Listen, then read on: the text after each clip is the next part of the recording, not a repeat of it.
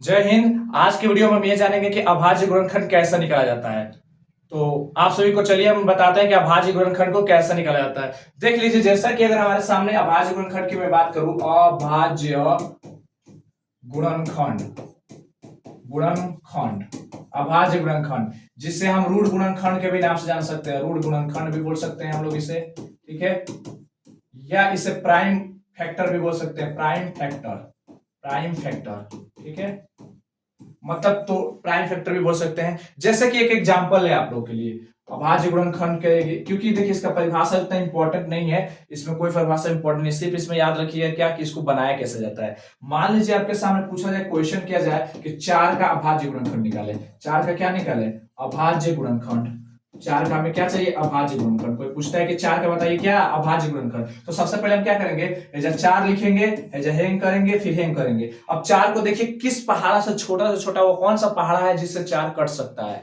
तो सोचिए, 4 पहले 2 से कटेगा, 2 से कटाएंगे, फिर 2 से कटेगा, फिर 2 से कटाएंगे, फिर ये 2 के पारा में कितनी बार में आएगा? तो एक 2 बार में, देखिए 2 के पारा में 4 कितनी बार में? तो 2 बार में यहां लिखेंगे। अब 2 के पारा में 2 कितनी बार में आएगा? 1 बार में आएगा। एक नीचे आ गया ना, हो गया। इसलिए यहाँ पे लिख देंगे कि 4 का अभाज्य गुणनखंड, 4 का डायरेक्ट 4 बराबर कितना होगा? तो 4 का वही अभाज्य गुणनखंड क्या होगा? यहाँ पे कोई पूछेगा, इसलिए 4 का अभाज्य गुणनखंड कितना होगा? क्या लिखेंगे? 2 गुने 2। इस तरह भी लिख सकते हैं, 2 के पावर 2, ठीक है। ये हुआ हमारा अभाज्य गुणनखंड निकाला। चलिए और देखते हैं, और अभाज्य गुणनखंड देखते हैं हम लोग।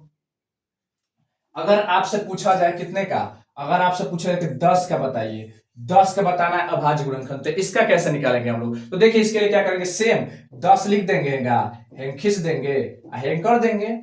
फिर देखिए 10 किससे पारा से कटता है? छोटा 2 से, तो 2 से कटाइए। 2 से कितना बार में कटेगा? तो 2 से 5 बार में कटेगा। 2 से कितना बार में कट रहा है? 5 बार में कट रहा है। 5 बार में कटा दिए। उसके बाद क्या करेंगे? अब 5 किसके पारा में कटेगा? 2 के पारा से कटेगा, 3 के पारा से नहीं, ये भी कटेगा 5 के पारा से। तो 5 के पारा में से कितनी बार कटेगा?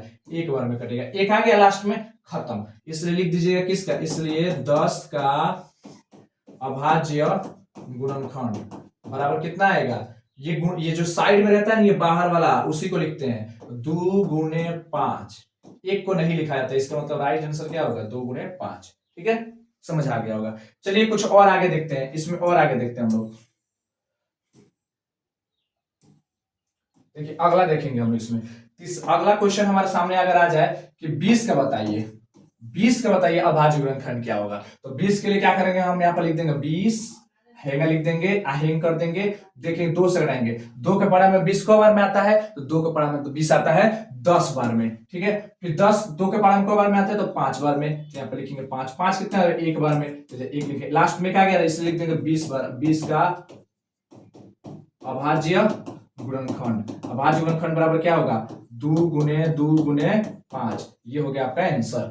आप इसका एक और ऐसे भी लिख सकते हैं कि 2 कब है? 2 गो है, तो 2 के पावर 2 गुने 5, ऐसा भी आप लिख सकते हैं। और 1 5 1 है, समझ आया? चलिए अगर वही चीज आपको यहाँ पर 35 रहे, इसका कैसे करेंगे? तो इसका क्या करेंगे? इसका भी तोड़ेंगे, तोड़ लीजिएगा। अगर आपके सामने 18 रहे, उसका कैसे बनाइएगा? तो इसका क्या करेंगे? यहाँ पर लिखेंगे 2 के पारा में कितने बार में? 9 बार में आएगा। और 2 से नहीं कटेगा ना, जबकि 3 से कटेगा, तो 3 से कटाएंगे तो कितना बार में आएगा? 3 बार में आएगा। और 3 से कटाएंगे तो कितनी बार में? 1 बार में आएगा, ठीक है। तो इसका राइट आंसर क्या होगा? 18 बराबर क्या हो जाएगा? 2 गुने 3 गुने 3, यानी 2 के गुने 3 के पावर कितना? 2। ये आपका राइट आंसर हो जाएगा, ठीक है। तो इस तरह से बहुत सारे ऐसे हैं बनाने वाला सवाल आप लोग बना सकते हैं ना। तो रहने देते हैं, मिलते हैं फिर से एक नई वीडियो के साथ। जय हिंद, जय भारत।